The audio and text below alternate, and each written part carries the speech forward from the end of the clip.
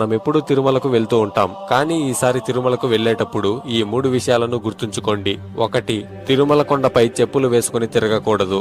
ఎందుకంటే తులసి ఇచ్చిన శాపం వల్ల విష్ణుమూర్తి శాలిగ్రామ శిలగా మారాడు. తిరుమల కొండ కూడా అలాంటి శాలిగ్రామ శిల లాంటిదే. అందువల్ల తిరుమలపై చెప్పులు ధరించి తిరగకూడదు. 2. తిరుమల చాలా పవిత్రమైన స్థలం. కొత్తగా పెళ్లైన దంపతులు 6 నెలల పాటు తిరుమలకు వెళ్లకూడదు. ఎందుకంటే తిరుమలకు వెళ్లే వారికి ఆ గోవిందుడి మీద భక్తి తప్ప ఇంకేమీ మనసులో ఉండకూడదు.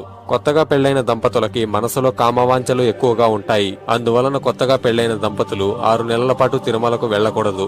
ఆ వెంకటేశ్వరుడు కూడా పద్మావతి అమ్మవారిని వివాహం చేసుకున్న 6 నెలలకి తిరుమలకు వెళ్లాడు. అప్పటి వరకు వెంకటేశ్వరుడు అగస్త్య మహర్షి ఆశ్రమంలో ఉన్నాడు.